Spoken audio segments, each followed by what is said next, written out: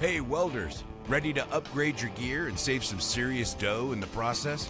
The Miller Build with Blue Savings and Rebate Program has you covered. Find amazing deals and cashback rebates on a wide range of Miller products, from welders to plasma cutters and everything in between, all backed by our 3-year warranty. Don't let this opportunity pass you by. Take advantage of the Miller Build with Blue program now. Visit us online or stop by your nearest Miller distributor today to start saving. Way Podcast. I'm your host, Tim Strange, along with Carrie Strange. And as usual, we got Axel and Turbo milling around here.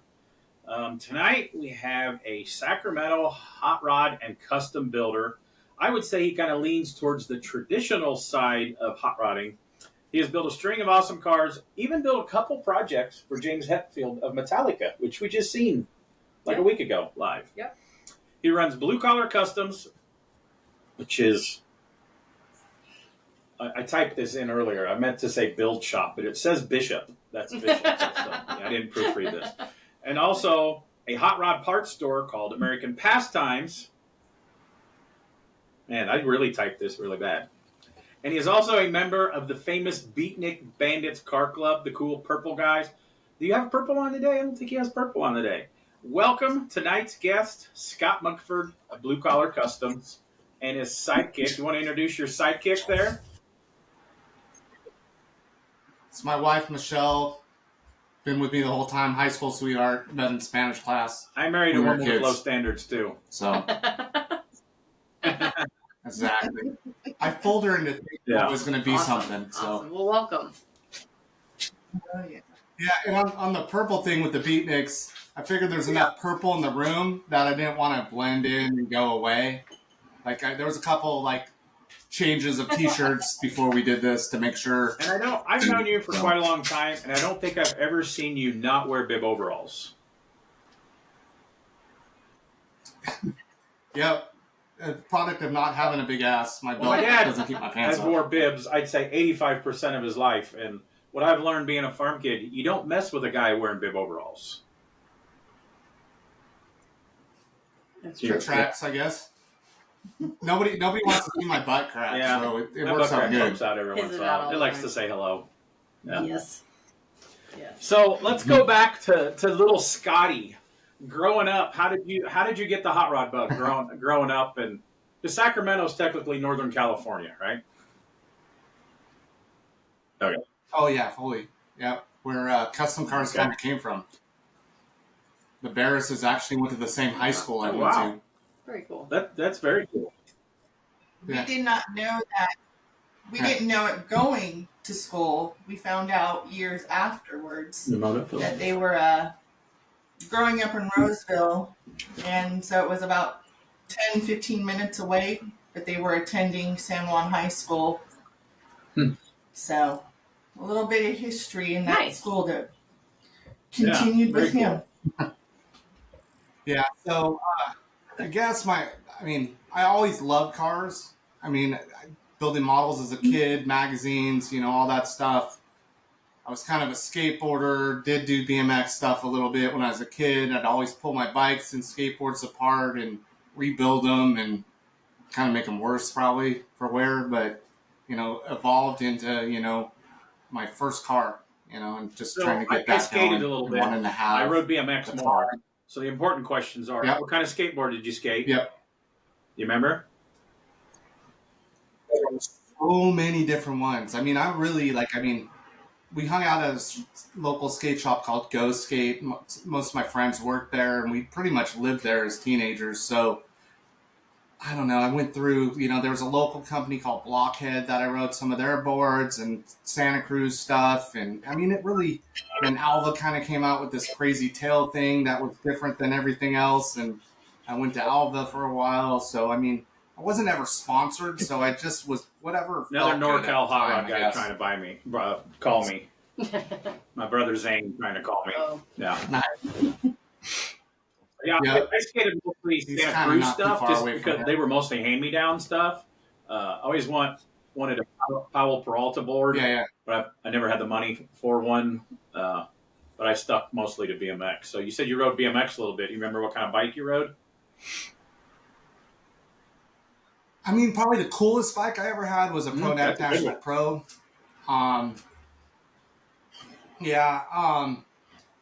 Like I was kind of started off with the kid with the T Murray with the best parts on I had a it. department store Murray. It wasn't the chromoly one; it was the heavy one. And then a couple of years, I got good parts. Then I got a Patterson, which was in Northern California. They were from Hayward. I still have my Pattersons. I have a huge collection of Patterson stuff. So if you're ever at a yard sale and you see some old Northern California BMX stuff, I need a Patterson gear bag and a Patterson jacket or anything Patterson. If you see stuff at yard sales, so keep me in mind. Yeah, cool. Actually, I went to junior high school and high school with Sherry Elliott, who rode for Skyway. Yeah. She was a big deal. I actually got a pedal around her track a couple times because it wasn't too far. And they were probably the first people I knew with a quarter pipe. Her brother actually built it. She's incredible. I think she's still got records in BMX that maybe only Elise Willoughby now has broken. But yeah, she was badass. Then rode mountain bikes, and she's in the Hall of Fame. Yeah, so yeah, very cool. Yeah, local. She might have actually even went to my elementary school. I don't remember her back then, but she lived right by it. So in high school, did you have a part-time job anywhere? What did you do in high school for money? Oh, man. So my mom owned a restaurant when I was a kid. So I started working probably when I was in 8th grade. And sometimes when it'd be slow at the restaurant, I'd have to get the chicken suit on and stand out in front and wave at cars going by, which was pretty good. Yeah. So, so like if it was slow and we needed to get some customers inside, I'd always go outside and put on the chicken suit. I'm assuming that it was a chicken restaurant, or was it the chicken costume? Maybe you were just like a burrito. So we sold burgers. No, I'm just kidding. It was called Pollo Olé, and it was basically like Pollo Loco, kind of, but a little bit better. Is that like the chicken restaurant that was in Breaking Bad? No, not quite though. But but it's like charboiled Mexican-ish chicken, So it was kind of, so I always worked, and my dumbass, my mom offered me for my first car that she'd match whatever I saved up. So I worked really hard for 2 weeks and got $250 and got my first $500 car, which was a 53 Ford. I could have worked all summer and drove something cool, and didn't really, even think about it at the time, but that kind of started, wanting to have a cool car, was that car. That's awesome. So yeah, he could have worked a lot longer. But, that's what the stories of, it's our generation type of thing. Like, you could buy a $800 car. Like being in the Midwest, I'd go to the front row of the junkyard where their running stuff was and buy a winter beater because you didn't want to drive your Chevelle or whatever you were driving in the summertime in Illinois. The wintertime. Yeah. You didn't want to. You didn't want to drive the Chevelle in the wintertime, so you bought the winter beater. And I had the most random cool cars that I bought at the front row of the junkyard, but never paid more than $1,000, and usually kept them for a couple years. You just can't find a car that you could have daily transportation for $1,000 anymore. No. Yeah. Oh no way. Maybe a scooter or you something. could maybe buy around here. I think it's it's like a used Nissan Sentra that was like a meth lab or something in the trunk. You could probably find something like that. Yeah, well, I guess maybe around here it would be more like the Russian salvage car that's two cars welded together. When you're going to say something you could get in trouble, you got to say allegedly. Allegedly. Yeah. Allegedly, okay.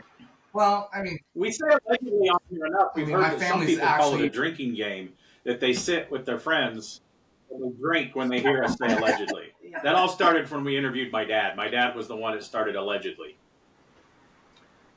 Yeah. Oh, nice. Yeah. So did you start doing stuff cool to this old Ford, or you just drive it stock? Well, so I saved up for like a $500 paint job. That's kind of how I rolled. The cheapest, most impact. And after about 6 months, it started peeling off the car. So I ended up buying a bunch of rattle can, and Cobra was pretty much a big deal back then. So I bought some rattle can charcoal gray color. So back up. Kind of look like that. And say that again and explain what that was, because that might have went over Carrie's head and not known what you just said. Oh shoot! Okay, so there's a Merc in this movie Cobra that's Sylvester Stallone that was a pretty crazy car, but like really, like if you dissect it now, it might not have been as cool. Like it was a little off of what I would consider a super traditional, like cool. You say, like charcoal gray, gunmetal gray. Didn't it have like moon discs on it? It was almost like moon discs, and I think you can't chop a Merc and not lower it. It was like almost like it was lifted because all the scenes and scenes. So it was not like the American Graffiti Merc is not the most beautiful Merc in history. It's like got an ugly chop on it, but as a little kid, when you see a chopped Mercury doing cool stuff in a movie, it's like instantly, it's like, oh, that's cool. Yeah. He's pulling guns and stuff out of it. It seemed exciting. So I ended up with moon discs on my car just because they were the least expensive hubcap that I could go get at the store. That didn't take any work, and they just popped right on. I didn't even do the screw-on ones. I did the pop-on ones. And then I got set up with one of my buddies owned a body shop, and there was an old-timer guy there that was going to help me heat my springs. And so the night before, I put 3-inch blocks in the back of it, drove it over there to heat up the springs, and the old guy's just like, this car's too clean. Don't do that to this car. So I drove around the rest of the time I had it tail dragger style, and it had wide whites on it, and but that wasn't cool then, at all. But I mean, it was just something, So you were almost stuck driving. Trendsetter back in the day. If it was like severe angled, what do they call them? Squatted truck things that are actually like they made them illegal in like North Carolina or something like that. They squat in the back and the front end's way up. But time I lowered a sport body truck that was a daily. I lowered the front first because I didn't want to go that way with my truck because it was my daily. So I lowered the front one weekend, drove it for a week to the body shop. Then the next weekend I lowered the back end. Yeah, all that stuff kind of evolves sometimes. You can't get it all done at one time. Work in progress. Especially then. So did you eventually get the front lowered? Yeah.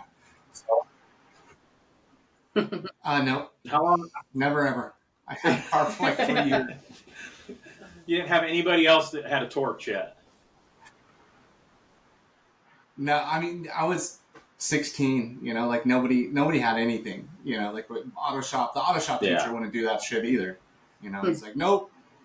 So, but probably and the thing about it too, actually, I guess, is I always wanted to have the car, but at first I didn't have any ability, like I had to, it had to evolve, like my mom was a single mom. I didn't have a dad around. My grandparents were in Southern California. So like only time I had like a father figure was when I went down in the summer, so I had to figure out how to do everything on my own kind of. Yeah. So you just mentioned, so you had an auto program in high school? Yeah. I actually got kicked out of it after a while because I would cut class in the auto shop like every period. Well, it wasn't. We would joke that I never left school. He didn't cut school because he was always there, but he was always in auto shop. So I'd get a pass or whatever to stay in there, and then some teachers started complaining, and then gave my auto shop teacher a hard time. And then one day I was in their first period, and second period bell rung, and I was trying to do some exhaust on my buddy's Bug at the time, and the auto shop teacher basically started letting the car down on top of me to get me out. I was fighting it. I'm like going under the car like this, trying to get stuff done. And like everybody from the first period was still there watching the shit show. And then everybody from the second period was there, coming in watching. So it turned into a big crazy deal, and I got kicked out of auto shop. That's awesome. That's another first. So we've never had anybody in a chicken costume. Nope. And we've never had anybody, if they had auto program, that they got kicked out. Yeah. Yeah, and at the same time, I took every shop class I could, so I did like wood shop, metal shop. I did ROP, auto body and paint in high school for 2 years, and everybody drove in a pretty nice car and left with like kind of a red primer piece of shit because you got free red primer. Great. So, See, I went to a super small school. We had ag class for a couple years, but we had no auto program. You had to take the bus and go half hour away. And I never did that because I worked before school, so you had to be there earlier. So I, didn't pay. Who had an auto program? Galesburg. Oh, yeah, okay. you had to go to Galesburg, where your mom lives. Okay. Which the teacher there, I think we talked about him, was Stan Stripe. He was super rad. Like our generation, he started at Galesburg, then he ended up at Carl Sandburg, I think. But he was like influenced so many guys like my generation around there. Even though I didn't have him as an instructor, I didn't go down and take his classes. He had an alcohol funny car. And like in high school and right out of high school, I worked at a place that we specialized in Corvettes. And it was a Corvette body. And then for the sponsorship from the body shop, we fixed his car whenever he stuck it into a rail or the blower come through the hood. Like I fiberglassed that hood 5 times one summer. And, but yeah, he passed away and people still talk about, there's guys that work at RJ Race Cars that, won pro stock and pro mod championships in that town that they had Stan Stripe as an instructor. And yeah, he was just a weird dude to everybody else. But us car guys thought he was like a god because he just lived on like bologna and peanut butter and like a dirty, grungy white T-shirt. He had glasses like Gray Baskerville, and he just lived to go Midwest funny car racing. So yeah, Stan Stripe. Yeah. Yeah, that's interesting. I worked at a Corvette kind of shop right out of high school too. Fiberglass is terrible, especially here in the summer, all itchy. So there's things to learn about fiberglass. So one, you cover your arms with baby powder, that helps. And then when you get the shreds in you wad up a pair of hot shower with wadded up pantyhose, and use it. Well, now they have what do they call those? Loofahs probably would do the same thing, but that was like before loofahs. You scrub it with the pantyhose, and that'll pull the little fibers out of your arms. So I didn't really question my boss at the time when I was in high school that he taught me that. It was like, how did you learn this? Just start grabbing various ladies' undergarments and rub it on your body in the shower? I mean, I didn't question him, but I did it. Knowing him, it was probably a tricky situation. So women had pantyhose on and in the body. Yeah. Anyway. Reggie liked to party.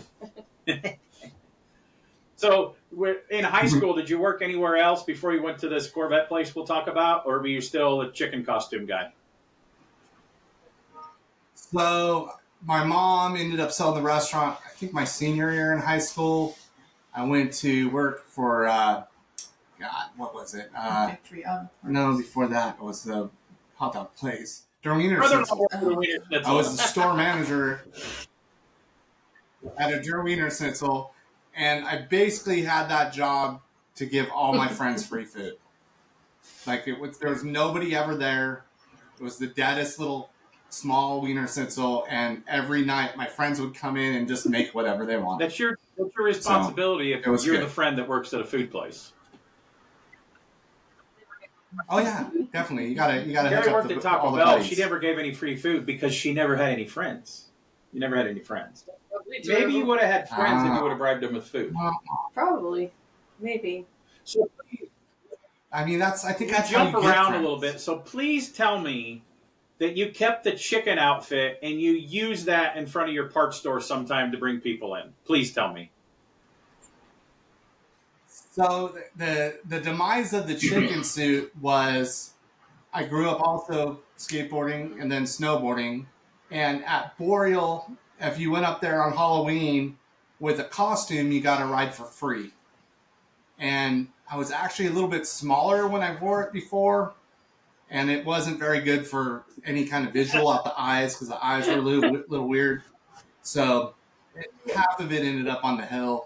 So it got murdered. The chicken died on the mountain? That sounds like some religion. Definitely. It's buried up there by Donner Pass, so that would have helped them out back then. There's probably still people up in where, because you were snowboarding? There's probably some people Boreals. Some Right hippies in the mountains found that, and there's still a commune that worships the Chicken Man on the mountain, and you didn't even know you could be the cult leader. Yeah, like C-3PO or something like that on one of those Star Wars ones or something. Okay, so you get out of school. Did we say that before we started recording? What? About the high school that he went to? Was we recording when you said that? Yeah, we were. Okay. Yeah, I think that was just the start. This is so I asked people I was working did you graduate? No, not. I Okay. did not graduate. Did not. My mom actually got sick my senior year of high school, and I just didn't really care at the time. So, but it's just it's whatever. It's whatever made me. So I just had to go out and work and get shit done and figure out how to build what I wanted, because that was kids the only way I was going listen. to get it. If there's children, don't listen. I didn't grow up in that era where you had to go to college. I did go, but I went to auto body school. My sister went to college, and Carrie didn't go to college. We both graduated high school. But when they threaten you when you were younger, when you're in school, this is going on your permanent record. Nobody's ever seen my permanent record. Nobody's ever asked me, did you graduate? Yeah. I know they could probably check it online, but they never asked, hey, for your job interview, can you bring in your high school diploma? They've never asked that. But stay in school. No, I definitely lied on every job application because allegedly. There was no internet to search if you graduated, so it was just an honor thing. Yeah. I mean, I could check 12 years and feel okay, because I did do 12 years. Because sometimes you got the workaround of years attended, and I even did some junior college stuff for auto body, so I could be maybe 1 year of college. So I look pretty good on paper. So being a decent bullshitter kind of helps also. I didn't go to college. So you get out of high school. What did you start doing then? So I was working as a driver at this place called Victory Auto Parts, and it was a small import auto chain kind of thing. And I did that for the first summer, basically. Right out of high school, I did that. I mean, through the summer, and then at the end of the summer, I went to this place, Arnick Auto Body, and his dad used to build Corvettes, and so we ended up doing some custom stuff, some Corvette stuff, and then some regular insurance stuff. But I always kind of leaned towards, the stuff that was more fun. But I started working in high school. I always say I was 16. I might have been 17 when I started at Reggie's. And it was a small town right down from the high school, town of 800 people. And we did local collision stuff. And then he was a vet guy, so we did vets. And he had such a reputation in vets. I remember once somebody bought a brand new Corvette. And I wasn't painting yet, so it would have been 86 or 87. They bought it, drove it straight from the dealership to us to strip and put a good paint job on it. They were a collector and wanted a show car paint job, and we stripped it, heavy blocked it, primed it, did all that stuff, and we did concourse stuff. I remember the one guy lost points on a concourse thing, and that's when I learned how crazy concourse stuff was when I was in high school. He lost points because the antenna, I don't know if it was a split window, but it was that style, mid-60s coupe. The antenna was 2 inches off where it was supposed to be. So we fixed the hole, moved the antenna. I was like... And this car was beautiful. I was like, these people are out of their minds. Yeah, how much work? And money so he could get his NCRS certification paper. But now I get it, because that's what we still do for people, I guess. So, yeah. Yeah, we do stuff for silly reasons. At these times when you're working at these places, were you still driving the poorly lowered Ford, or did you move up for something else? Oh, gosh. So, I mean... kind of got crazy. I had a 72 Blazer for a little while. That's actually when we were first started dating, I was driving that because she wouldn't ride in the 53 Ford. So that was kind of most of high school. And then kind of got into Volkswagens because they were really popular here.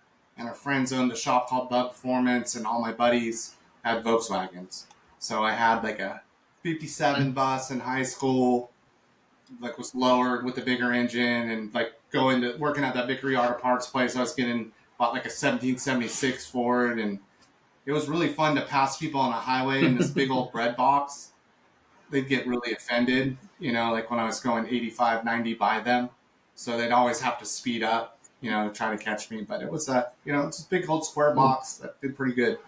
So, and then probably went into like flipping some cars, like right about, the end of high school. Like I'd buy this, like I bought like a rolled Baja Bug that was convertible, but it was a 61 Bug, but both the front and back clips were cut off, and then it was put on its side, so it was like nobody wanted this thing, and I kind of put it back together the best I could, and put the front end back together, and pulled the side, and two-toned it and lowered it, and it would have been a kind of neat car if it ever got finished, but we had to pay rent, so I went to a swap meet and got rid of it, and I had a bunch of Volkswagens that way, early on was like. So you guys started dating in high school? Yeah. Who asked who out first? Oof. I'm guessing I probably did. Yeah, I think I had this line about like going out with me on my birthday or something like that. That had worked once before, so I English tried or that Spanish? one. No habla. Definitely English. Yeah. Yeah, no, he would turn around and cheat. I sat behind him. He'd turn around, get my answers, turn in the test, score better than me. Because some of her stuff was wrong, I knew it. But I didn't tell her. So. But I mean, I actually got moved to the front of the class because my MO was always being in the back of the class, and I got in so much trouble that the teacher moved me right up front to watch me. I fully understand the whole time. And she was always like, the front of the class, so she had to move back one just because, so she probably hated me off the bat, because she was a school nerd. Yeah. Kind of, yeah, pretty much. That's one thing I could never say about my wife. She was not a school nerd. Nope. No, she was a cheerleader in ag class and all of that stuff. So I never asked to see her diploma either. So. Actually, funny story. Actually, one of our first dates, we went to whatever fast food restaurant or whatever, and we both had big old 32-ounce sodas. And we're going to rent a video at a video store, as you did in the 80s or whatever. And behind the video store, there were some loading docks that kind of went down and then went flat and then went back up, like kind of ramp thing. And I used to jump my Blazer over it all the time, but she didn't know. So nobody was talking, nothing was going on, just like dumb kids, not knowing what to say or what to do. We're just driving to the video store, and I look at her and I'm like, hey, will you hold my soda? And I hand her my soda. And she has both sodas in hand. And I punch it off this loading dock. And we jump. And she kind of holds it together. And she looks over at me as we're hitting the second one, jumping out of it. And then both sodas crushed in the air. And she had two 32-ounce sodas. And we landed. And I'm like, tension breaker had to be done. And I think that's when I went over. When what? Won her over. Oh, we went... Oh. That's when I won her over. Did you use the line like, wow, so, when you're wet? Did you? No. Yeah, a little sticky, whatever. Her heart. I think there's a lot of stories that woman deserves a medal. Right. Medal. We all do. Yeah. That's why she's here. She's 100% deserves this. Yeah. So. Yep. That 72 leopard, huh? Yeah, that just got stuck in the tape. So, what was next in the line of jobs? So we did take a summer or winter actually, and went to Tahoe. We lived in Tahoe for a winter, and I kind of moved around the mountain a little bit because she got a job at Squaw Valley right off the bat, and I thought it was a little too uppity for me because I was a snowboarder and they were all skiers. But So I started off at a couple little mountains that didn't work out, and then ended up going to Squaw Valley at the end of the season. We both worked there, and it was actually a really cool place to work. Like, I worked in the rental shop. I figured it out. That was the best place to be. And then once all the people rented everything out, like, you kind of had a dead spot in the middle of the day so you could go ride all day. So by the end of that, they didn't have anybody there that really knew how to work on snowboards. So I ended up getting all their snowboard rental stuff back together and got kind of promoted. And she ended up getting a full-time job, and I had a full-time job. But somebody got homesick over the summer, so we went back down to Sacramento and never went back to Tahoe. So we go up there. Yeah, we go. Visit. Yeah, we go up to the cabin now. But yeah, it was a lot of fun up there for the season. It would have been a different life. I mean, there wasn't any car stuff there. So it was 91, I believe. So it was like 19, 20, 21. Okay. Yeah. Oh yeah, 21. Good age. Yeah, a ski resort. 21. Yeah. Oh yeah, it was pretty. There were a lot of shenanigans going on. A lot of fun in the rental shop. I was not a snowboarder, but I'm old enough to remember when there was not really when snowboards came out. So how long in the industry of snowboards was this? This was probably first 8-10 years of snowboards, right? Maybe, or maybe less than that. Yeah, it was fairly early on. I actually snowboarded before I even drove a car. So I probably started when I was about 15, and I guess I was probably 21, so 6 years in. And what year would you have graduated?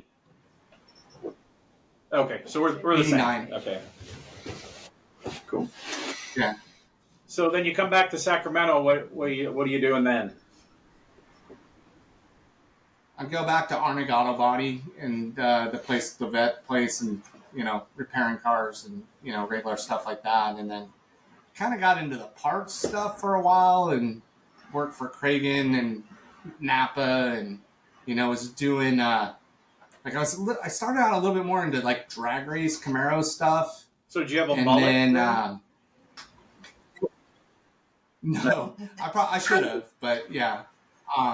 I still was a skateboarder at heart, so I still wore, jeans and, a skateboard t-shirt and Vans, like I wasn't, going that deep in it. But I did like the idea of going in the drag strip and going fast. And, I had a car that, ran high 12s so you raced the Camaro? at that time, so it was, yeah, a 69 Camaro first. And then I had a 70 Camaro a little later that ran like 1020s on 10.5-inch wide tires. So that stuff was really cool for me to kind of get the entry stuff into that. And then I ended up getting my Model A, which is an old B-gas car from the 60s. And that kind of opened my eyes up to all the traditional stuff. And, that we started, got that car going and went to Paso, and I was in, because I always felt like originally, like everybody that was building cars in the 80s, they were super high dollar cars. It always took a lot of money, like you spend, and I was never going to have that car, like I just didn't have the money. So I just had the idea of like the traditional stuff coming back, like was really good for me, because then you could kind of be innovative and work on the craft and the quality. And, it just opened me up to everything, with that Model A basically changed my whole life. That car, like brought me into where I'm at, and what I think is cool. Very cool. We had the Chevelle. Yeah. Yeah, I had a drag race Chevelle kind of in the middle of that also. And then were you still drag racing, or did you give up on drag racing when you got the Model A? I think, I was probably pretty done by the time I was building the Model A. We probably had 2 daughters at the time and ready to have our third. And I was working at Napa running their wholesale department. And then I had, before that, I ran their engine kits department. So I'd send out all the engine kits to all the machine shops and stuff like that. And by the time our third daughter was going to be born, I was making enough money to basically pay for childcare. And she had the real job at the phone company with the benefits and everything anyways. So I pretty much came home for like a year and a half, and watched our kids. So he was Mr. Mom. Yeah, and luckily, when we bought our house, it had a small shop out back, and as you know, like if the kids were asleep, I'd go out and start working on stuff in the backyard, and I'd end up like buying a car to flip, or after a while, somebody would see something I did, like a chop or something, and I'd end up doing stuff for customers out of my house, which worked out pretty good, so that kind of started the whole Blue Collar Customs thing started in my backyard. So when did the customer stuff get busy enough that you decided, hey man, I'm gonna do the hot rod shop full time? Gosh, I mean, like early 2000s, like maybe 1 or 2. I'm not exactly sure. Maybe 3. I should have done some research. I kind of thought about it, but I'm like, I don't know. Yeah, I'd say around 2002. Yeah. That so we had it was the customers coming to the house wanting some side work done, and then the collection of cars that he was collecting. It was like we're running out of room. He collected the select eye roll. My wife is a world champion eye roller. He kind of was like the collection of cars. So yeah. Yeah, you're watching history in the making right now. We have had this cat stand for about 2 months, and he crawls on. This is the first time he's laid on it. Yep. So he must have tell you guys are cat people. So he's chilling. How you doing, buddy? I'm sorry. Sorry for interrupting. Big cat moment. It's all good. It's all good. So I had a friend early on that kind of put it in perspective for Michelle. That worked out pretty good for me. Said something about like the cars were my art and it was my palette, and this is how I make art, and from then on it kind of helped. It was us being pregnant the first time. Okay. And my concern of now we're starting a family, we can't continue, I don't think, all the car projects taken away from the house, so yeah. And Sean told me that Scott's an artist and this is his canvas, and I had a few choice words for Sean, and I think shut the kitchen door to the garage, and like he's right, it's done. I can't. The Sean guy, always been like a genius. From here on out. Yeah, unfortunately, not a genius, but yeah, he was a kid I grew up with, and unfortunately passed away pretty early. So, but yeah, at least he had a good perspective. Yeah, I didn't have an argument after that.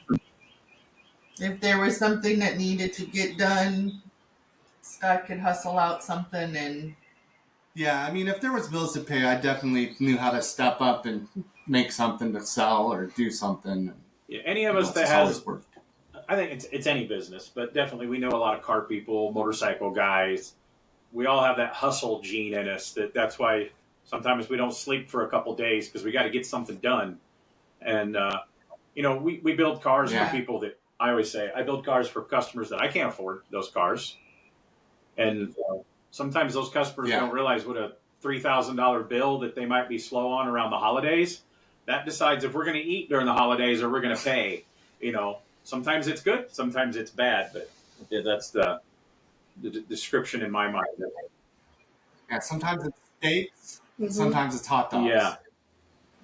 Yeah, like that depends. Like some months it's steaks and we're doing good, and sometimes it's hot dogs and top ramen. Yeah. Traveling to shows, getting your name out there. We've talked about this before. We ate a lot of bologna and peanut butter sandwiches and a lot of that. Slept in our tow rig and all that stuff. So, yeah. You just gotta have the drive to get through it all, and maybe at the end, you have something to show for it. There was a time that you were traveling across country, and my dad came and met you. He gave you some money and some cereal. Yeah, I was touring a customer car and coming back from the West Coast. Wasn't in writing of what what on my mind understood the customer was going to help on the travel of the shows and all of that. But we got to do the whole West Coast tour. Got that out of my system, and I was so low on money that as I came through Flagstaff, her dad came up. He wanted to take me to a restaurant, but I couldn't find a place. I did have a 48-foot trailer. Couldn't find a place to park it where we could eat that wasn't like a truck stop. He brought me a loaf of bread, a jar of peanut butter, a gallon of milk, and a box of Lucky Charms. And I put it in the cooler, and I ate all that stuff the 3.5, 4 days getting home to Illinois. And then when I was done touring that car that won awards all over, I had to sell my truck and trailer when I got home. Because, like, the agreement that I thought was per show, and that was the whole 6 events that we did. And, like, oh, shit. I go, dude, okay, you're going to give me money to at least get home? And he's like, no, it's all on you now. I mean, when we toured the car, I used his rig and his fuel and all that stuff. But, like, yeah. It's So crazy. I learned. Yeah. We had kind of. But that car turned into a lot. With That the car Hetfield turned into stuff. a lot of stuff, which turned into that car. I met somebody standing beside that car that turned into us moving to Tennessee, doing TV and all that stuff because of that one car, though. So. Yeah, so I mean, it paid off for sure. You know, we did the same kind of thing, kind of with the 2 Hetfield cars that we toured with on the West Coast. You know, like basically negotiated. It's fine. Go ahead. Go ahead. We get out of order. Whatever. Yeah, well, I mean, it's just the on the road tour stuff, you know, kind of thing. It's like I got enough money for the event hotel, whatever that was, like whatever the hotel, so, and then gas money, you know, that's it. You know, like show up, put the car out, polish it, set up displays, whatever, you know, but at least I was there and got to be there. And I wouldn't have been able to be there any other way. Now I'm kind of over dragging the customer cars places unless it's really something that, hey, but I have 2 cars for myself that I want to bring a car to Sacramento again. I want, no, it won't be for a couple years. Well, in my mind, it's sooner than people thinking it's going to be next year. But it won't be probably in 2 years. But I always wanted one of the only things I've wanted that I have not got that I really went after was one of the awards at Sacramento for the custom stuff. One of the Big B awards or the Delegons or, you know, America's Most Beautiful Custom. Well, one of them from there. Yeah. So we fell short when we tried that before. Yeah. Same. I mean, we had whatever. We'll jump to the 36 later, but we were in contention for some of that stuff there. So it was kind of cool. Let's go back. You're starting to get more customers coming in, so you're getting ready to go full time at this time? Yeah, pretty much. I had a buddy, Rob, and this other guy, Phil, that we were all friends and kind of like shared the first shop space. And I don't know, like the guy that rented it to us kind of like didn't tell the owner of the building we were going to do automotive stuff, and then figured out later that they didn't want that there. So we had to move to another building, and we all went together and kind of formed Blue Collar Customs. And, you know, Rob's still one of my business partners now in Blue Collar Customs. We actually met in high school at Auto Shop. And, you know, like, so he's a big part of it also. Auto Shop, or did he also get kicked out of Auto Shop? He was a year older than me, you know, school year wise. But yeah, he did finish Auto Shop. And he graduated. Yeah, he might have graduated too. I mean, but I don't know. So what's coming through the door for customers when you guys start Blue Collar Customs? Gosh, one of the first cars like I ever got to get in Sacramento Autorama was a Model A sedan. I mean, right now I'd consider it more. I mean, it was kind of a rat rod, but it was done well and safe and not a bunch of art car stuff. Like, I mean, but it was a rusty, super chopped, very lowered, you know, Model A sedan. That the tattoo artist guy that owned it painted FTW on the doors, you know. So it was kind of a spectacle at the time, you know, like nothing was in the Autorama. So about what year was this when you're full-time Blue Collar Customs? Gosh. I mean, that was actually at the other shop where I actually built it, the 6 months kind of in between before it was officially Blue Collar Customs, I kind of had this weird, I don't know, thing in the middle. I had a clothing company called Custom Gear because I kind of was working as a sales rep for a couple different hot rod companies, actually Zombie Authentic Hot Rod Wear and Hot Rod Hell at the time. And kind of helped when the kids were at home, I could go out and do that stuff a little bit on the side and hustle a little bit of extra stuff. And then came up with the idea, if I'm selling all this stuff for somebody else, why not have my own brand? And we did that for probably 4 or 5 years. Also, do you ever as think all that maybe you should have stuck with that a little bit more? Because like when we lived in Illinois, when we started doing sponsoring the BMX kids, we did Midwest Clothing Co. It was, you know, we sold it at bike shops, skate shops. I mean, at that time, the one shop was selling flat build hats for us for $49.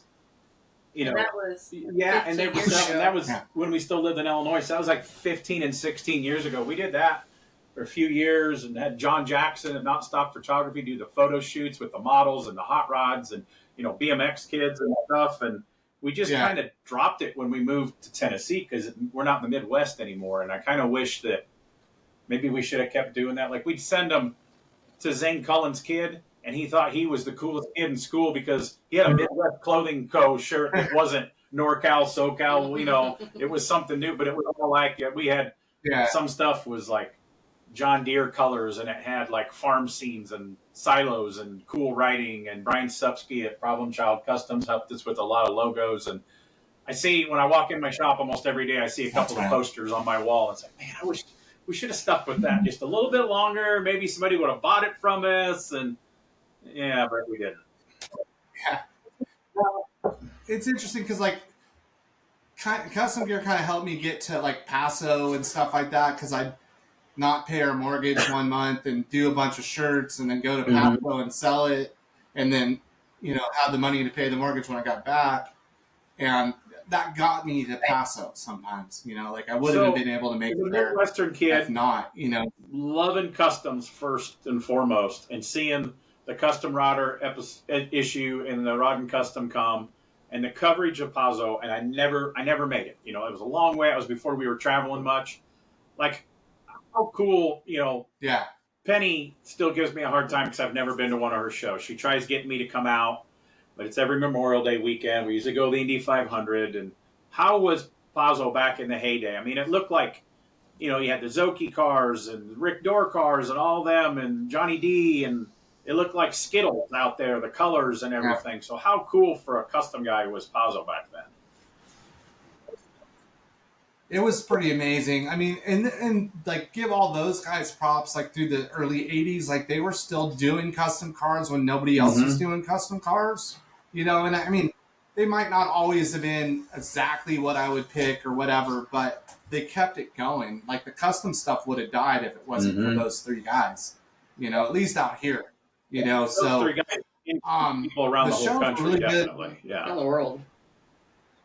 Right. Yeah. I mean, there was tons of people over, but at least for us in California, like those were the people that were like constantly at the Roadster show and constantly at, you know, Sacramento Autorama and Paso. And, you know, like when everybody else didn't really care about, you know, customs at that time, like they kind of kept the torch going, you know, and then, you know, there was a little bit more resurgence after that, you know, and, you know, it was up. And then I kind of think we're almost going down a little bit right now, but I mean, it's, you know, it all comes in waves, you know. Huge.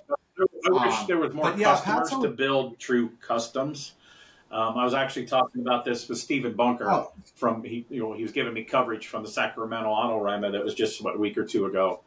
And he goes, most of the people building customs are guys with shops and they're building them themselves. There's very few customers rolling through your doors that, hey, I want to build. Luckily, I have a Merc in line that we hope to get to for a customer. There was only 4 cars in contention for the Custom d'Elegance at Sacramento this year. 4. I mean, there was other cars that I think in the show could have been, but I don't know. Maybe they've been shown there before. I guess I don't really know the rules because to me, the Kindig Vet is a custom, but it doesn't have white walls on it. It won the the West Coast tour Yeah. event points thing. But to me, it's a custom. I mean, I fought that the one year at Tulsa, helping judge for their go for the gold Fine 9 award and $10,000. And we've got me and Chris Ryan and the guys from KKOA and Starbird and all these putting in your input and all these traditional custom guys. And there was this from one of our past guests. You're sneering at me again. Sorry. Big Oak built this 61 Impala bubble top. Well, the old school guys couldn't get over it because it had billet one-off wheels on it. They're like, that can't win it. It's not a custom. And I go back to that car and cover the wheels up with your hands.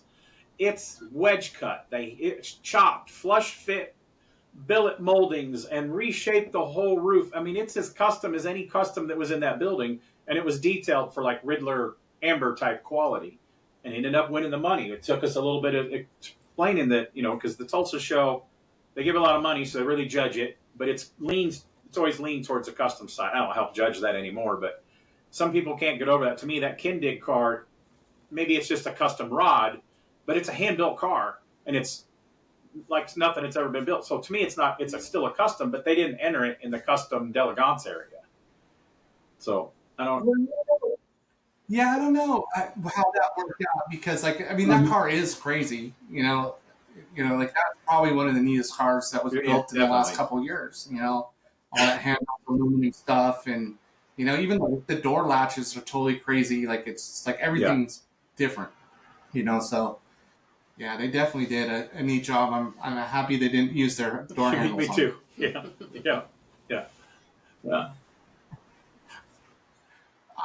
But yeah, no, it's actually a bummer. Actually, to back up on one thing about Sacramento, when we were kids dating, her dad used to be a projectionist, and upstairs at the Autorama, they used to show movies, like car movies, like for people to sit down in the middle of the day and take a little break and watch, like anything from like Laurel Hardy movies with cars doing stupid stuff to like maybe Vanishing Point or something like that. So in high school, we'd get free tickets to go to the Autorama. So like being, at the Autorama as a kid and like aspiring to, build cars for the Autorama and then to kind of see the state it's at right now is kind of crazy because, there doesn't seem like as many people are building custom cars. So when you were a little kid growing up in Sacramento and going to the shows, whose cars did you gravitate to? Like, of course, I love the Barris cars and honored. I just talked to him yesterday. Daryl Starbird, I talked to him on the phone. I love Starbird cars and, of course, Boyd cars as I got older and stuff. What was your influence in other people's cars? It's like, oh, that's why I want to build stuff like that. Like everybody's got somebody that like, oh, it's an Alloway car or whatever. See, like in Sacramento, it's like Bertolucci and Westergaard are like the two greats, but like I wasn't around. It was too early for me to see that stuff, so it kind of came into that a little bit later. We missed the Award. He came up to us and says, you were at second place for the Bertolucci Award, which is a fit and finish award. He says, your trunk gap is a 30-second bigger than the rest of the car. A 30-second. Oh, shit. Yeah. Yeah. Well, that's, I guess, quite an eye. Yeah. But it's a award, so yeah. Yeah, okay. He was neat. He was around town a lot of times. There used to be the place Sacramento Vintage Ford. They'd have once a month a Friday night car show, and I had a '50 Chevy that was pretty customized that I still have. Actually, it's not quite finished yet, but it's still not painted. He'd come out and no. Well, I told myself I wasn't going to drive it anymore until it's painted, and now it's rusting in my front yard. So one of these days, it's going to be purple, isn't it? But I don't know. It was never going to be purple. But I have a purple car. She's got a purple car, so we like. There's nothing wrong with it. I like purple cars. I don't have anything against it. But I think so. The idea with that car was to put it in red oxide primer to kind of back up to like what my said at the start, like so I could finish a red oxide primer piece of shit, because I never did that in ROP. So get it in red oxide primer for a second, and then pick a color. It was always kind of going to be root beer brown, and then one of my good buddies up here had Marcos at Lucky 7 do a shoebox Ford for him with this root beer brown with all these crazy fades in it, and it's amazing looking. And I wanted just a plain root beer brown, so like if we ever went anywhere, like my root beer brown would look terrible. So I kind could of not changed get off Marcos to do the brown. podcast. Oh yeah, well I get His it. customer, He's I tried pretty to quiet. Cliff. I go, He's tell him actually to get it. He's supposed to come to Triple Crown. Grab him out. I'll just drag him out of the house and throw him in front of the camera. And yeah, he's just a little too. He's a great guy to visit with, but he's just a little too soft spoken. He's like, oh man, I don't want to be on that. Yeah. Yeah. No, we actually, I got to know him pretty well. We did a couple cars for this guy, Robert Gallery, which we're jumping ahead again. But he had Marcos do some stuff. He's an Iowa boy. What? Oh, yeah, Iowa. Yeah. Cool guy. He's still doing cars? Yeah, He had a bunch of badass cars there for a while. Is he still doing cars or? He has stuff, but he's actually living up like kind of in Tahoe. It's an area called Tahoma. And he retired up there, and he's got 3 kids and just living his best life kind of up there. So it's actually funny. He looks like a basketball player now more than a football player because he leaned down so much. He played for the Raiders, didn't he? Yes. Yeah. And then I think he went to Seattle for half a second, but I don't think he ended up playing or something. No, he went to Seattle and then the Patriots. The Patriots is where he stopped. Yeah. But he was getting kind of beat up and wanted to have a life after football. I think is kind of what happened. So, yeah. And now he does. Yeah. Yeah. Anyway, we got sidetracked again. Surprise. Yeah. Okay. Where were we? So, I don't know. Where are we going? So you're showing cars in Sacramento.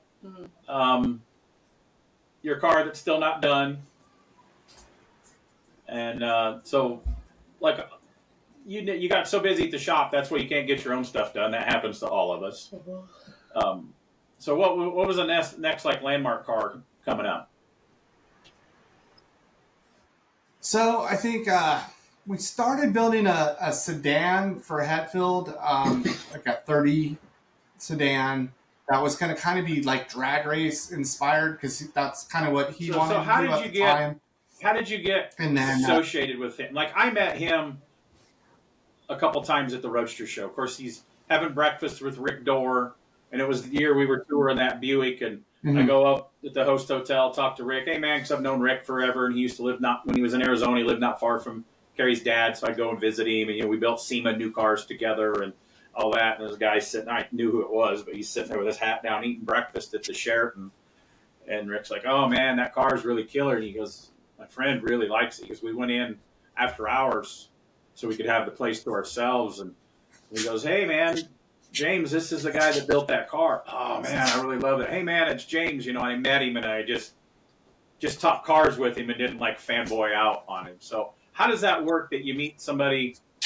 I mean, you never know. Like 2 nights ago, we've had Jerry Horton from Papa Roach on here. And I go to his house because he lives not far from here. And I work on his car. And actually, we got to bring it to the shop now. It's just been sitting too long. So you meet people through weird areas. How'd you get associated with Hetfield and how did the conversation come up about building a car? So we were at the San Francisco Rod and Custom show. They used to have like kind of a downstairs area, not the big finished floor cars that, like we aspired to be. But, we had probably 5 cars there one year. And we had this Model A sedan that we built that had a nail head in it. And it was channeled and chopped. And we had figured out a couple things about setting up the chassis that made them have a little bit more room with the way the kickup is. And he was a really tall guy, well, relatively tall. And he was looking at the car and he said he had a sedan and he wanted to do it. But, he hadn't picked, like who was doing it. That wasn't even part of the discussion yet. So I had him sit in the car and there was a ton of room in it. And he was, kind of, oh, that's cool, and then we just kind of, parted ways and then, probably ran into each other at Bulletproof next and we talked a couple times and then, maybe saw him at Bakersfield at the Hot Rod Reunion or March Meet, whatever it was. And then it came back around, we were at Bulletproof and, we were just hanging around looking at cars, walking around, like this is even before I was even thinking about being a beatnik or anything like that. And I kind of got up the courage to say, when are you going to drop off that sedan? You know, like we should probably do that thing before, you know, because it's already been maybe a year and a half, maybe, you know, maybe a little bit longer than that. And, you know, it was still in the same state, you know, like he hadn't pulled the trigger. And he ended up actually dropping off the car. So that was like in September. I don't know exactly what year, but that on the next October, he basically dropped off the car. So we started on that car and we got like a whole chassis done, motor built, everything put together. And he was kind of evolving in what he was into too. You know, now he's a beatnik and, you know, like he's, you know, custom car stuff and he's got I guess I Rick kind doing of some forgot stuff. he was a beatnik too. Yeah, he was my sponsor. I was the only person that got sponsored by him to be a beatnik, which was kind of, you know, like I never thought, like I wasn't a car club guy. I didn't think, you know, like we had some local car clubs here and, you know, like it just always seemed like a bunch of drama and, you know, but a lot of the beatniks, you know, McPhail and them, they come to Salina. And I walked up there last year and, you know, they're all sitting in their little shade tree area and there was an empty chair and I go, am I allowed to sit in this circle? And they're like, yeah, I didn't want to just come up and sit down. I was like, I didn't know if I'd get beat up or nothing. So it's pretty hilarious to me because like everybody, it's kind of a fucking goofball. Like they're not that serious. Like I mean, this might be a little bit inside of baseball, I guess, too much or something. But like we just all want to hang out and have fun. Like most of the people are like some kind of artist, you know, like everybody's super cool even, you know, like, so it's all about just having the most people hang out as possible because we just always end up having a good time together, you know? So like that was the part that like seemed the coolest to me. It's like kind of like unclub car club because there's not a lot of rules other than, you know, show up with your custom cars as much shit as you can and drive and, you know, like just get there and have a good time with your buddies, you know? So that kind of got me going that direction. But, you know, that like I wasn't really a joiner kind of guy. Like I just was kind of like always wanted to have my own stuff and be me, I guess. But I guess given the opportunity to be in, you know, something that I thought was pretty elite to myself, you know, like I very cool. Definitely jumped at it. And having him as a sponsor wasn't too bad either, I guess. Yeah, totally. No, it was definitely, you know, it was good. And that, I mean, like, I was already at all the same shows in the West Coast that all the West Coast guys were going to anyways. So, like, and then so we would start on this 36 basically, and he bought it, I think it was like 2 months before Paso. And he's like, hey, I want to get this thing to Paso. And, like, it was when, like, all the TV stuff was going on with like all the builds that like, people were doing stuff in 2 weeks and, you know, like he's seeing that stuff and he's like, you could do it in 2 months, right? And I'm like, you know, like, okay, sure, we'll try, you know, like we ended up having to build a whole new chassis because it had a Camaro clip in a 36 Ford, which was never going to work. And, you know, we kicked up the back like 6 inches and triangle 4-bar and airbagged it. And, you know, like then we ended up chopping it like 5.5, 6 inches and got it all put back together. And it was kind of rough around the edges. It was like a little bit, you know, like it was kind of gross almost, you know, like it had a rad silhouette, but, you know, we just, you know, killed ourselves trying to get it done.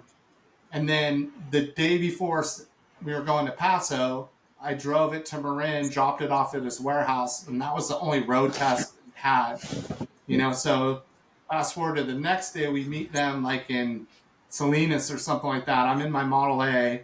He's in the 36, and he's driving like 95 miles an hour the whole way. And I'm thinking about the wheel that's going to fall off this thing or whatever. If I got this thing tight, and I'm going to be the guy that killed James Hetfield, you know, like it's one of the most stressful. I thought I was going to be the guy to kill Billy Gibbons, so I know exactly how you feel. Yeah. It's a whole different level of stress that you just don't want to have any part of, you know.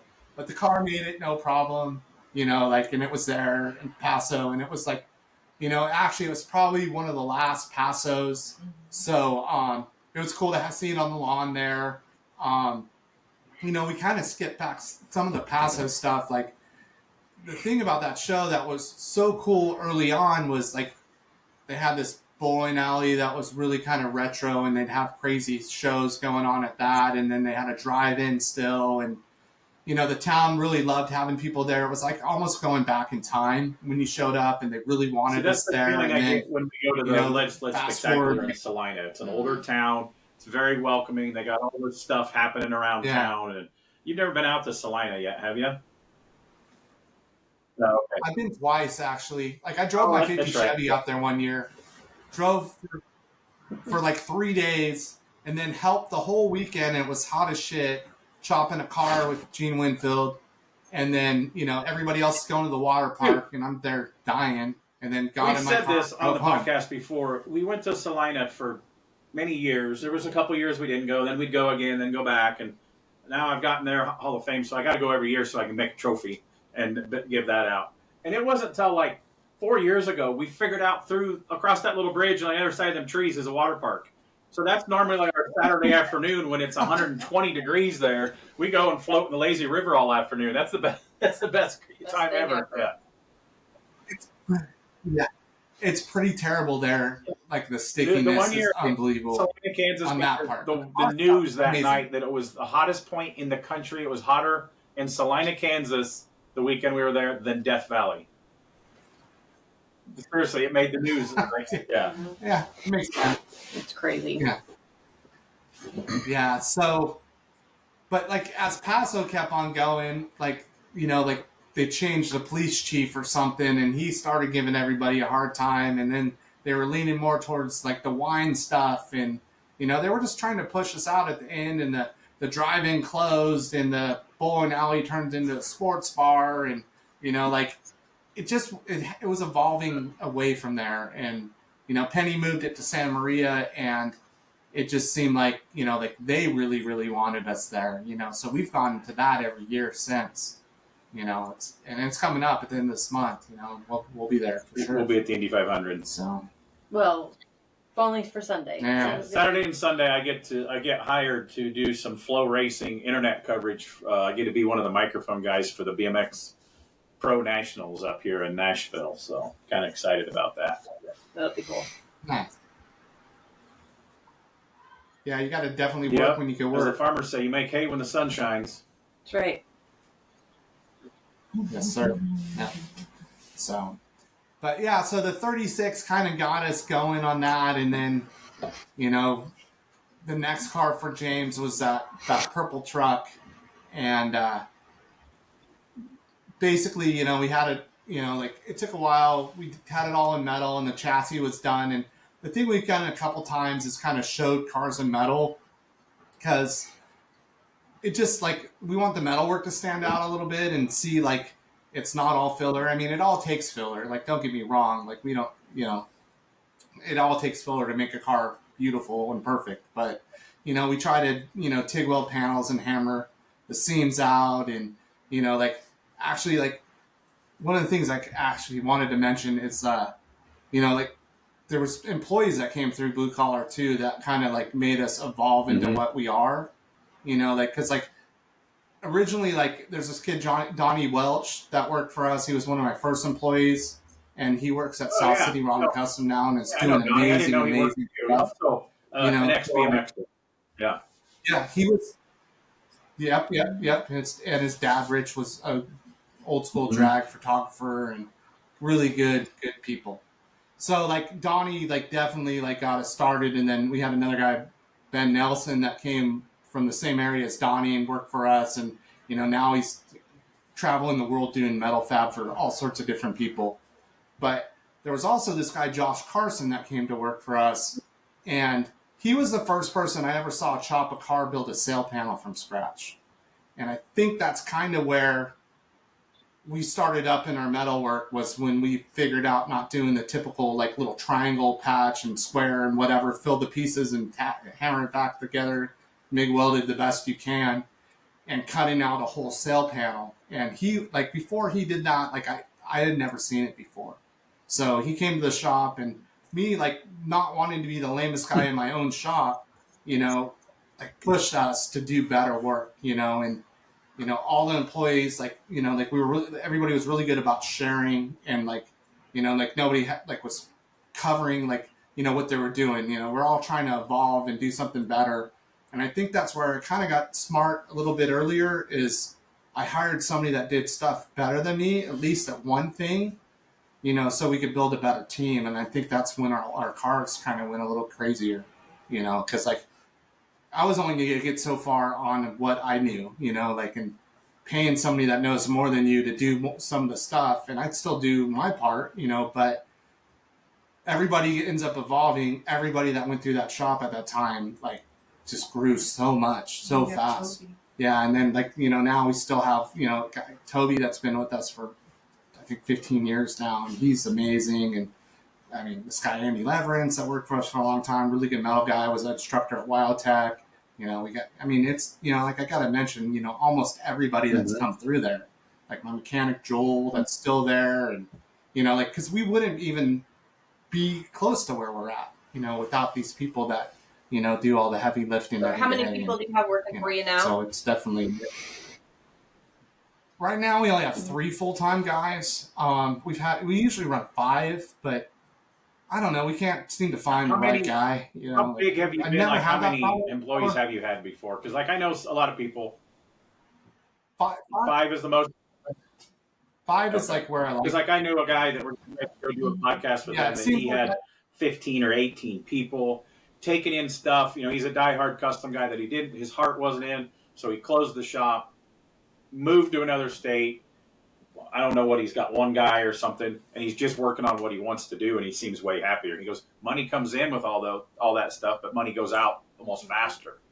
I'm going to wait who that is because we're getting ready to have them in the next few weeks to go record them. So it might be a month or so before that podcast comes out. I've went and helped people at like Detroit Riddler Thrashes and Pomona Grand National Thrashes and, different shops I've went to. And it's like the smaller shops have a cooler feeling to them, and it's more like a buddy vibe a little bit. And like the big shops, if you get over 10 employees in there, it's just weird to me. I don't know. Like when I was a kid, I always wanted to build hot rods, I'm busy enough that a couple of my buddies is like, oh man, you need to hire a few more people. And I don't have anybody. You need to hire some people. And I'm like, as a kid, I always wanted to build hot rods. I never once dreamt, hey, I want to manage a crew. And if you get that big of a crew, you're just putting out fires all day long. You're on the phone. You don't get to touch the cars anymore. The last couple months, I wish somebody else was here and I wasn't touching the cars. I'm trying to finish right now. But yeah, it's a different dynamic, and some people kill it managing crews like that, and some people realize that maybe it's not worth the headache. I don't know. Yeah, see, I think we're kind of in the middle of it. Like it's not too big. Like I think 5 is like like you get enough people that you could have 2 main projects going. Like in. Long as there's 2 big projects and a couple other small projects, in the middle, you keep everybody busy and it's not that big a headache, but, just to keep billing moving and stuff like that. Cause we try to just bill 40 hours at a time and keep people pretty tight. Cause, it all adds up over time, and you get 3 weeks in and, then it's a lot of money, but most people that at least think they could get a car built, could afford 1 week. Yeah. So the Hetfield cars, they've been on display a lot of places. Hetfield had all of his cars, different people's built cars for him on display at the Peterson for a while. Where are his cars at now? Are they still on display at some museum, or does he have them at his place? Or so they were at the Peterson for the longest time, and then they actually all went to the LeMay Museum. Have you ever been to that LeMay Museum? Dude, I love going to car museums. That place is worth the price of admission, even if there was no cars in the building. It was cool. The grand lobby, the woodwork, how they built that place. And my grandpa was a construction guy and built churches and stuff. So it's and I mean that seriously. Like, if there was no cars in the building, it's still worth the money just to see the building. And it goes down in the ground. You walk down. I mean, that's pretty cool. It's incredible. So there's a lot of neat stuff in that place. It's been quite a few years since we've been there, but so I think some of the cars are I don't know, somebody from Blueprint No. engines, but they put it together at a museum. The American Automobile Experience in Kearney, Nebraska. Oh, okay. That's currently where they're on display. Okay. Is that where Blueprint Engines is I don't from? know if you guys know that place. You say Blueprint What's Engines that? put that together? Is that where they're from? I think so. The guy that was talking about it online was wearing a Blueprint shirt and said something about it, but I wasn't totally paying attention. I forget where they're from. I know people that work there, and we buy some of their motors. And but I know they travel a lot and stop and see everybody. So yeah, it's hard to keep up where they're. I was thinking they were from Michigan. I don't remember. Anyway, so after the Hetfield cars, what came down the pipe next? I mean, we got a couple pretty cool cars that we're working on right now that are at paint, so we're trying to figure out both those. There, or do you guys send out paint work? I farm out the paint work. California, it's just not worth it. Truthfully though, like the last car I prepped, like blocked and everything was on the cover of Rod and Custom. It was a 38 sedan that we did, and it held up great. But I don't have the time to do that. California every day is different. Anymore, I remember being friends with Zane from Santa Rosa. I don't think he can get in trouble now, but allegedly, in between the Roadster Show and Sacramento used to be closer, and I stayed. And I had some trailer damage I had to fix on this car we were touring. And then I worked for a week, he gave me one of his booths, just set up in the primer booth, gave me some materials that I needed. And I was spraying some primer and I just dumped it in. He goes, whoa, did you weigh that? I'm like, what are you talking about? He goes, you got to weigh before, write it down. You got to weigh after. So then there's a formula on how much emissions you put out. I go, what? He goes, yeah, you got to do it. It was just a little touch-up gun that I was using. And so, I learned there's a lot of crap to paint in California. Yeah. Yeah. And then the fire stuff and booths and it's just crazy. It's just not worth doing it. I painted a half a dozen completes, just on my own stuff, but I was never really a painter. I was more of a fabricator. Because you're literally throwing chemicals to the air. That's what I always say. And once you get used to one paint, they discontinued it for some reason and they change it. And I think the paint materials for 90% of the companies are crappier products than they have been in the last 10 years. They changed everything because COVID and chemicals, that's what they blame it on. And none of it works like it used to. Yeah. I got one that's been painted for almost 2 years. And if you run the buffer over it, just with a wool pad, like that quick, you can fingerprint it. It just never dries. And the materials are that's crazy. $1,000. Yeah, what do you do that? Yeah. Yeah, see, and that's why I don't want to paint. And then the idea too is if the guy that paints it didn't do the body work, then fingers go the other way, and so we just work with a guy that does, depending on the budget. We've been lucky enough to work with some really good painters. Right now we have a car at Jason Haskins' shop, and he's the guy that painted that purple truck, and that's a 53 Chevy full custom, top and bottom car. It's gonna be really nice if it ever gets out of paint jail, basically. Yeah, Jason's one of those guys that was part of a bunch of. I met him when he was, doing hot rods and customs. Then he kind of left. He closed his shop up for a while. Then wasn't he working for House of Color or something? Got what I say, a real job, and then he kind of missed, or then he was working someplace. And now he's running his own place again. That's right? Yeah, he's got it figured out pretty well now. He has a shop on his property at home, and it works out good. I probably know Jason. 20 years probably. Yeah, same. Like I said, he painted that purple truck, and he kind of made us look like rock stars. It was pretty nice, but he made it look a lot nicer than it was. So it all evolves. Each time, we get a little better. So. But so he has one car, and then Alex Gambino has another car, a shoebox that's pretty heavily modified, chopped and Corvette grill, and we rounded the hood and made a whole grill opening from scratch. And actually, the guy Josh Carson that worked for me a long time ago made the B pillars from scratch, and basically instead of just leaning them, we made them curve. so they're rounded. So we had to make the door piece, the B-pillar piece, the garnish moldings, like all that stuff from scratch. And it just has a really cool look. Really cool. Yeah, Alex would be a good one to get on there too. He's always a good guy to visit with when I see him. Yeah. Yeah. And then that car's getting like a whole crazy seaweed flame thing.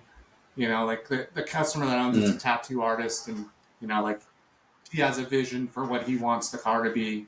You know, like I think it would be a little better, like more subtle, but it's still gonna, like, because all the metal work on it's so nice. But you know, it will still be pretty amazing. So when did So.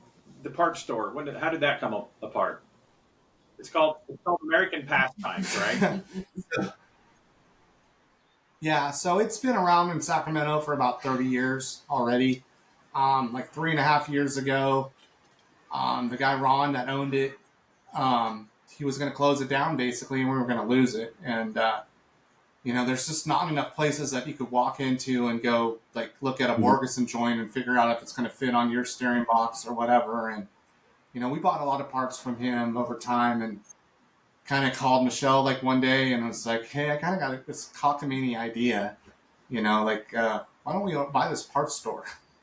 You know, and we came up with a, you know, a pretty good price where we had to do it almost. And, you know, I've been doing it part-time with blue collar at the same time for the last 3.5 years, you know, and it's kind of cool. It's a little bit more of a street rod type shop, you know, when I took it over. And, you know, I don't know. At first, I was just like, you know, screw these metal cup holders or whatever, like all the street rod guys have, you know. But then somebody walks in with their water bottle and they're checking the cup holder, and you know, I sell the shit out of this cup holder. So you know, like, I can't always turn that stuff off. The parts stores to make a little bit of money, the custom shops to just build cool shit, you know. So you know, this is like our future basically. Is hopefully the parts stuff. And I put most of the parts on over the last 20 plus years, you know, so, you know, like a bunch of heights front ends. And, you know, so if somebody like wants to know, you know, like the ins and outs of doing this or that, you know, I can usually help them, and, like, be a little bit more of like a concierge type parts place instead of,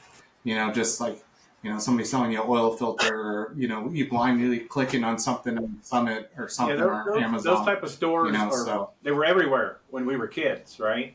And now, man, there ain't nothing around Nashville that's like that. They used to have what was that? Tennessee Speed Sport. There was a couple guys there that were like, oh, one guy's a stock car racer, one guy's a drag racer, and all that. They had a little, you know, distribution, like a small, like Motor State out in this bar, like the distribution that Summit has, the ATEC and all that stuff. They were like a smaller version of that. And you could go up there and, you know, get some question answers. And they had a small showroom, but they sold everything. Like you said, they sold step bumpers, toolboxes, lift kits, bed covers, you know, all that, hitches, all that type of stuff. They just sold everything because, I mean, money's money. And they closed a handful of years ago. Well, is Hunter still open? Oh, Hunter's is still up there, which Johnny Froome that owns that, or however you say it, he's legit hot rod guy that owns it. He looks like Conway Twitty, his hair, and like he's had Boyd building cars when Boyd was around, and Alloway's building cars, and so yes, I guess Hunter's is still up there. But like growing up, you know, we had Winter Circle. Winter Circle's still around in the Midwest. They're Quad Cities, Joliet, by Chicago, and Peoria. But like the location that we had, the guy that was the manager, or maybe second, he worked up to be a manager. He had a badass Pro Street car, 8-second drag car. You know, so you could go in and, you know, he'd explain to you about wheel offset if you didn't know. You know, the 16 to 20-year-olds, we'd go by. Dave Whitaker, I still, you know, when I give him a hug, find him and give him a hug. He doesn't even work in hot rod stuff anymore. But, you know, the questions that he answered, he was always super rad to everybody. He was never no egos. And even when you seen him at the drag strip, he was super rad. Hey, yeah, man, how you doing? And I'm like, how you running? You know, and it was like, he was a guy that all of us hot rodders looked up to. But he ran the parts store and helped us. Oh, you don't want that cam. That's too much for the street or whatever like that. So, yeah, but having somebody knowledgeable. So do you spend most of your time, are you running back, or how far are they at the same location? Oh, they're that's 7 minutes apart. I mean, it's close. Like that, and that was the other thing is like, you know, like if it wasn't logistically possible, like I'm always going to be a car builder. Like the blue collars, like my heart basically. So I can't, I don't want to ever not build cars, But the parts store stuff, we were going to lose it, and I don't know. It just seemed like a good opportunity. Like we're like one of the largest vintage dealers in Northern California. We sell everything from low car to Strongberg, this company Roadster Supply that actually supplies most of SoCal with their stuff, and so like trying to figure out like all that stuff and buy better and make it so it's affordable and still kind of be competitive with some of the online stuff. So I don't want to turn this into so a it's all political thing, but I also have a buddy that just bought a hot rod parts company. My buddy D.W. Horton at Welder Series suspension company in Canada. His dad was Paul Horton, and they had Horton hot rod parts through the years, and they developed all the suspension stuff and bracket stuff and stuff. If you don't sell their stuff, I can hook you up. They got really good, affordable bracket kits, all that type of stuff. But his dad and the other guy, same last name, but not related because, weird Canada thing. So the one guy ran the chassis parts. My buddy ended up buying that from his dad. And then it was the parts across town. Well, he was going to retire and didn't want the parts to go. So he just recently bought that, being in Canada. So now he's worried because all the tariffs and stuff like that on how, he goes, it could have been a better time to buy a parts company when almost everything shipped into Canada. So his tariff things would be different. Again, I don't want to be super political, whatever, but what do you see that with buying parts and stuff? Because like, doing this podcast, we're always trying to work with companies we support and believe in, trying to get some ad money to come in. And we've had two, they're like, oh man, we got to hold on because of these tariffs. 90% of our stuff is built in America, but we still get that. I'm not going to say what they get because I don't want to talk about the company. Yeah. But, we get this and it's made in China, or this is made in Taiwan or whatever. And so the price increases are coming up. Have you seen any of that affect you yet? Not yet, but I mean, like, we kind of bought like right at the end of COVID, and I mean, some vendors would raise prices 3 times a year. So you bought, because of the problem. Not 100% for sure type in our lifetime, being a COVID time when everything was hard to get, and they weren't. Yeah, but I mean, I think we were kind of at the end of it, and people had money, and they weren't traveling, and like a lot of people were getting cars done. So there was a lot of parts going out. Like, I mean, it was really, really good, for the first 2.5 years. It was, he was doing the chassis, he was still doing the chassis stuff and motor mounts and stuff. So that company with his dad running it has been a business for over. Okay, so you're running American Pastimes. How much time do you split between the two? Do you have a parts store manager, or do you kind of do that, or how do you split your time? I do all the orders at the parts store. So I'm there probably 2/3 of the time of my day. I bounce back and forth in the middle of the day to blue collar for a couple hours and make sure everything's going good. And then, if I need to come in after work or, weekends to get more stuff done. And lately I've been actually doing a bunch of work on one of my own little cars. So I've been getting that done. So, we just had that thing at the. What are you working on for yourself? It's just a little Model T. It's a touring body in 1915, and it's flathead powered with the T5, and it's kind of like a 60s kind of show car kind of vibe. A little kooky, but still wide whites and flathead and pretty detailed. But it's my car, so like everything's not done yet, but it's getting close.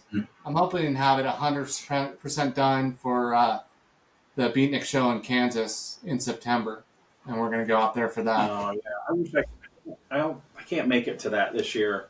I know a lot of guys that are coming from all over the country, but I think I have an announcing gig that weekend. What weekend is it? I think it's like the 23rd or something like that. The 27th. 27th. Okay, there we go. I'm looking at the flyer right now.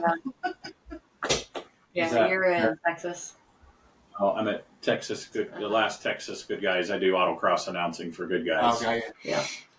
Yeah, it's looking like it's going to be pretty neat. It's kind of artist powered, like there's a bunch of artists coming in for it, and You know, like I think it could. Cam had a heart attack last week. Did you see that? Yeah, no, yeah. We ended up talking the other night. Like I just kind of checked in on him, and he gave me a call, and he's doing good. He's such a rat, dude. He's amazing. Like I mean, yeah. Like I mean, that's one of the benefits of being a beatnik. Like I mean, these super cool people, like being able to be, you know, that close with these guys is pretty amazing. Mm-hmm. And then and then the whole heart attack thing, and then having just lost Jack to a heart attack, you know, so you know, like kind of hit close to everybody, you know, like pay attention. So yeah, we're all getting older. Yeah, no, yeah, nobody gets out alive. It's true. It's true. Nope. Yeah. So every year, before the Sacramento, is that when your big open house is?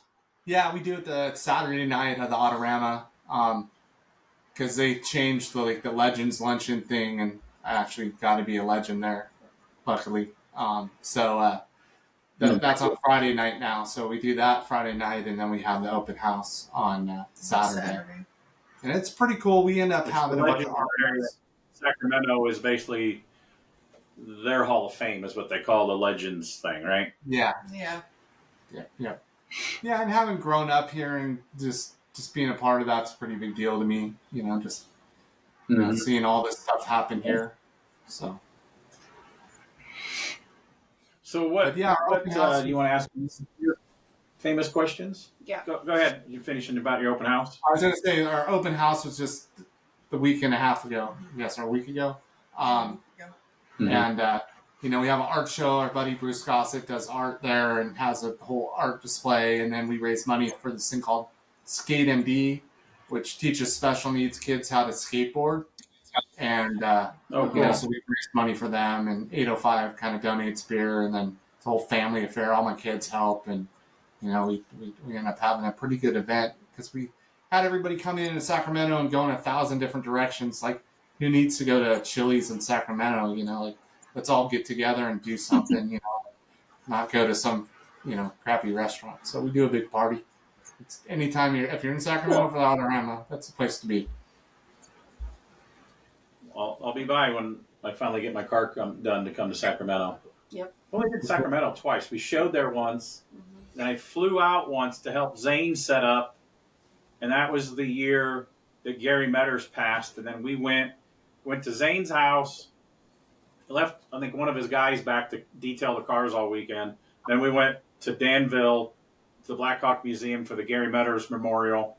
Then we went and did something else. Then we came back, made it back Sunday for awards. And I helped Zane tear down, and a couple other helped Gil Losi tear down, and I flew out Monday. So we were there Thursday and Sunday, and we were gone doing stuff otherwise. So we didn't make it to your party that year. Yeah, and then next year's actually the 75th. So it's a big deal. Oh, wow. Yeah, I hope more people keep bringing customs there. So I have 2 for myself and 3 if you count the customer car that I hope to bring to Sacramento for the custom stuff. Yeah, I'm kind of in a holding pattern on some stuff too. Like, I'm hoping to have something done for next year too. Cool. So I have a 2-part question. My first part of it is, what is one show that you've never been to that you would like to go to? And then the second one would be, what is your favorite show? So Moon Eyes Japan is definitely one that I want to go to. We actually were getting really close to figuring out until COVID hit, and then we bought the park store and all that stuff and haven't been able to travel as much. But yeah, that's a big, you know, like I have a bunch of friends that end up going, and then we have people from Australia in the club that go, and Japan, and you know, so it seems like it'd be a good place to end up. Best. There's a couple different ones. I mean, I really like the Hot Rod Reunion because it's drag racing and a swap meet and a car show. Mona's amazing, and San Ria's too. You know, so it's hard. You know, like that's kind of like, those are all like family reunions for us. You know, when we show up because we've been going to them for so long. So it just makes it like, it's not even just the show; it's all the people involved, and you know, the people we only see maybe at those shows that make it so special. and then Mhm. like they all like our kids got drugged to all these shows their whole life, and like so, like it's like they get pissed at me for saying this, but like Santa Maria is like our Disneyland trip, because like they wanted to go to Disneyland, but we went to Santa Maria, and they went every year, and so like everybody knows everybody, so it's a lot of fun. So is it like the Griswolds movie? Where did I ask you, Audrey, where you wanted to go on vacation? And she goes, Hawaii, Dad? No, Wally World. Oh, yeah, Wally World, Dad. Yeah. I mean, a couple of times we ended up. I put a ski rack on the top of my '50 Chevy, the coupe that's all chopped, so I could put their skateboards on the roof, because we had so much shit in the car. Like our whole family, like I don't think both girls went. I think only 2 girls went, but there was 4 of us in a chopped '50 Chevy and all our shit to get there, and the skateboards tied to the roof, just because like we had to get there and still have them have fun. And then at the end we'd bribe them with 1 day at Pismo Beach for like an hour, and that was good enough. I'm good. An hour at the beach does me in. She would be happy living in a hut on the beach. I'm no. Yeah. Not He's afraid of the sun. Not a beach person. Yeah. Yeah. Cool. So, is there anything that you would like other than finishing the car that you have, without giving away secrets? Is there a car that you'd like to find a customer for to build, or one that you would like to build for yourself? Like I have a list on my dry erase board of cars I want to build. Those cars could be a customer car if I give a lot of input, but these are, the bitchin' 55 Chevy. I got a few cars I want to build. I got a 40 Merc waiting out in the barn. And is there anything that you would like to build that you never got to build yet? I guess I'd like to add to my list. I'd like to do a cackle car. I'd like to have an old dragster too. She just rolled her eyes at me. Did you see that? Yeah. Nostalgia stuff's fun. I don't know. I mean, I kind of have a couple ideas to do a Lincoln Zephyr, like totally different than anybody ever did one. I've worked on a few of them, done some parts on a couple of them, and I have some ideas. I also have this '39 Nash that I've had for a while. Coupe, really clean car. It's too clean for me to like destroy, but if somebody bought it and paid me to do it, then I could definitely do it. But then again, like just finishing the '50 Chevy is pretty high on the list, but something has to go to pay for that to get done, because paint and chrome are expensive. Oh man, yeah. And insurance. Yeah, and materials and everything. I mean, you selling parts, it, and man, some of the parts bills I send to a customer make me wheezy. Yeah. No, it's always hard when like somebody's starting a project and they give you, 20 grand to start or something, and 15,000 of it's parts, and then you go through the labor in a week and they're like, well, we just spent 20 grand, but yeah, you got to be prepared for that stuff. Yeah. Cool. Anything else you think we missed? Everybody always thinks of something after the fact and is like, oh man, I forgot to talk about this. But I mean, anybody you want to thank? Well, I mean, make sure you sit there. Thank that lady beside you. Yeah, definitely. I mean, I'm pretty lucky. I got my whole family backs me pretty much. I mean, like just at that Autorama open house last week, I had all 3 of my kids there working the whole day, and one of them took a whole week off before, so Hannah and Mary and Abby, they're all super rad and do a ton. And Michelle, obviously, like, I don't know, if she didn't have a real job, like I couldn't play around with cars the way that I've got to do my whole life, so there's that. And then, like I said, all the people that work for me, like, I mean, like they all were a part making, the shop what it is. And, my business partner, Rob Cannon, so all those guys, like if it wasn't for them, like this wouldn't be half as far as it is. So what you said, she still has a real job? Yeah. She works for the phone company. So she's, yeah. So she's got the benefits. How often do you show up at the shop? Do I? Well, she helps get ready for the open house stuff, but she's at American Pastimes a few times a week, like helping with all the bookwork and stuff like that. Like it's going to be her retirement. Carrie works in the industry, but she's got a real job, I say. Yeah. That she works for companies that puts on events and stuff. You ain't been there twice in 4 months. Oh, I have too. Here recently. I've been there. The other twice day you this stopped week. by, I kicked you out because I was painting something and didn't want you to kick up dirt because the car was possessed. But I've got a possessed car in the shop and she doesn't want to see it. So I don't want to. She hasn't been there a whole lot here in the last couple of months. So I mean, at the very beginning of all of this, before kids and everything. Yeah, she'd sand cars just because I'd do a side job, and I'd have to block a whole car, so she. I was pretty good with the sander. Yep. But then, you get pregnant. Carrie, for 15 years, she did the interior in the shop. And nice. I'd say about the only car that she has sanded on in the last 20 years is your Corvair. You sanded a couple nights stripping paint off of it. Mm-hmm. Yeah. She comes in, in shorts and flip-flops and a tank. I was like, really? You're going to get crap all over your feet? And I have a picture of that. I do too. Yeah. That's probably how I took it too. My middle daughter actually spends a lot of time at the shop. We're building her a little hot rod right now, a little Model A Roadster pickup on a 32 chassis. Mm. And she's the one that helped me at the most because I used to do a bunch of swap meets and stuff like that. So I'd buy whole collections of parts. And so she has like a 37 LaSalle trans and a Holobrand quick change, a little magnesium 101, and like all these cool parts for this little roadster she's been working on for a while. So it's getting close. We don't have kids, but I know you're not supposed to say you have a favorite. So I'm just taking the implied that she's your favorite kid. Well, they all have their pluses and minuses for sure. We'll say they're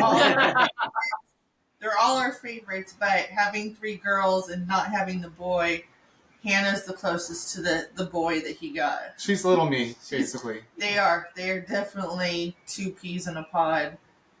It's kind of funny when they I just hope she doesn't have much hair as you do. Yeah, we definitely, I mean, they're all great, but she's like, there's stuff on my car she TIG welded. I can't tell if I did it or she did it. She could really do it. Nice. She got a real job working for UPS as a driver because she watched how the struggle works of owning a shop for, 20 plus years, 25 years. And, I joke. What's that? How old are your 3 kids? Oh, shit. So my oldest is 30, and then what, like 28? 27. 27. Well, 28 in September. Yeah, 27 going on 28, and then 25. Yeah.